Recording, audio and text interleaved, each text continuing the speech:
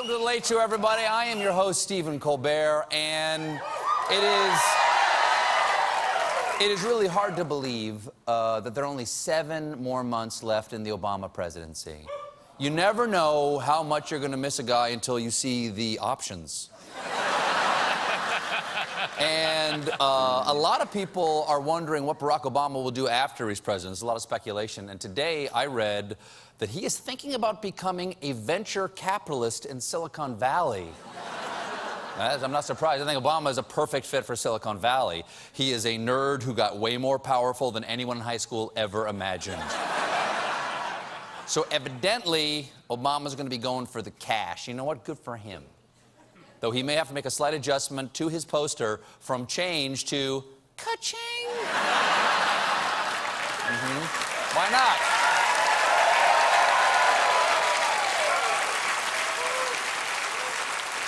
Now, compare Obama's post-presidential plans to Jimmy Carter, who famously took a low-paying construction job. I can't believe they're still making that man work. He's 91 years old. Let him retire, poor people.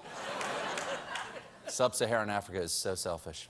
Of course, well, listen, hey, that's not me. That's Jimmy Carter they're abusing. Of course, with Obama on the way out, by law, someone else has to move into the White House. And it could be President Trump. Okay, this makes me excited, too. Trump is making a real effort to appear more presidential these days. Yesterday, he went to a Pennsylvania recycling plant where he unveiled part of his economic platform. And instead of wearing his trademark baseball cap, he stood in front of a giant pile of garbage. Here's the plan. He's going to revive the economy by turning in empties for the refund. In Michigan, where it's 10 cents. Now, in the way Michigan fans here, or recycling fans, I'm not entirely sure. Now, in the wake of Britain's exit from the EU, or the Brexit, Trump outlined his plan for a Trump exit, or Trexit. Number 1, I am going to withdraw the United States from the Trans-Pacific Partnership. Hold on.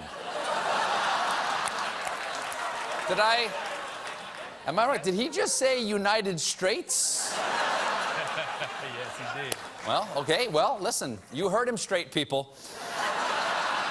Trump is now demanding a heterosexit. Of course.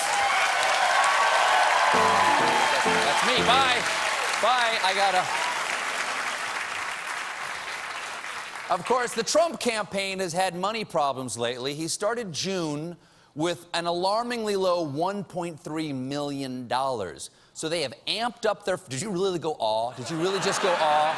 The man says he has $10 billion and you said aw? You are the nicest people who really should not be allowed to vote. Okay, so the Trump campaign, in response to these low numbers, have amped up their fundraising, but it looks like they may have gone overboard and overseas, because members of the British Parliament have been getting repeated emails from Trump asking for money.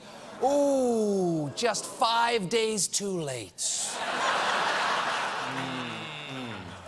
And the British MPs are not happy to receive these emails.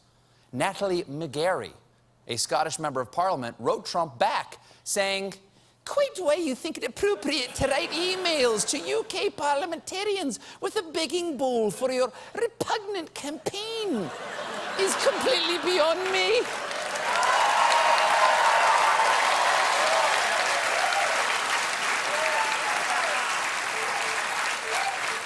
And then she whipped out her wand and cried, "Expecto, go bite me!" Ricky! Hello, Amura! Now, I can understand why the British are complaining, because I've got one of Trump's spam emails right here. Hello, sex friend, looking to make America country again great. Purr with delight, make Lady America go wow, wow, wow, big time. Citizen, enjoy, loveliest president. Please donate with pleasure. Trump 2016, big, huge.